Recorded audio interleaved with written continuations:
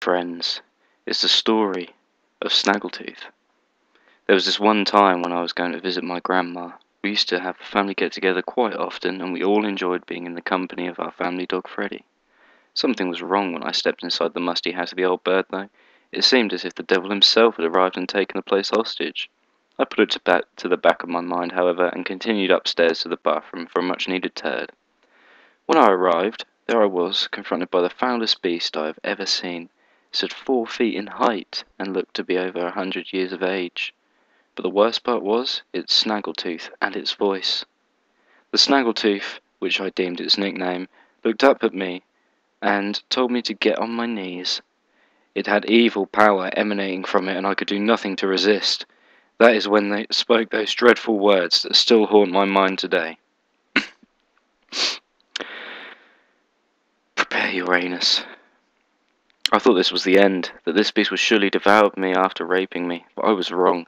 This was going to be a slow and painful death for interrupting its ritual for popularity over the human race. Suddenly, I was naked. I cannot explain it, even to this day as I write these words. I do not know what happened. All I felt was a trickle of something hot and sticky down my spine, which could have only been the clitoral juices from the Snaggletooth's nether regions. I had no choice. I was under its power now. I was going to be killed, or worse, inseminated. It proceeded to do the deed. I felt my sphincter expand as it slowly pushed its massive beach ball-sized head into my anal passage, giving me an anal fissure in the process. I cried out in pain as my anus tore and the skin ripped, leaving a river of blood flowing into Snaggletooth's bare neck. I had to endure. The worst part was over. Its head was now inside, and the rest slipped in like a bar of soap in the prison showers. But that is another story. I could feel it kicking around inside as it started to get comfortable. I did not know what to do.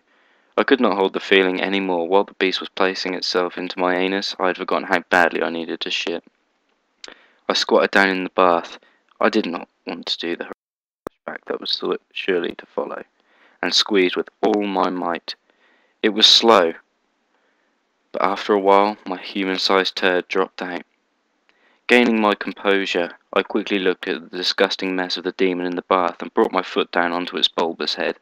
My boot met with skull, and when it cracked, a dark matter formed around me, choking me into unconsciousness. I awoke. There was no sign of the Snaggletooth other than the imprint it left in my shit.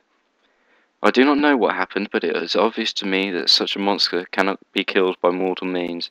It still roams this earth looking for prey which was weaker than me. Thank fuck I needed that shit.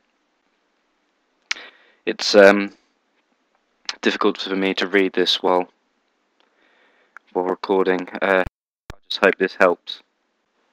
If any of you encountered the Snaggletooth, just let it do it. It doesn't take long. And just make sure you need a shit. Fuck a bug out.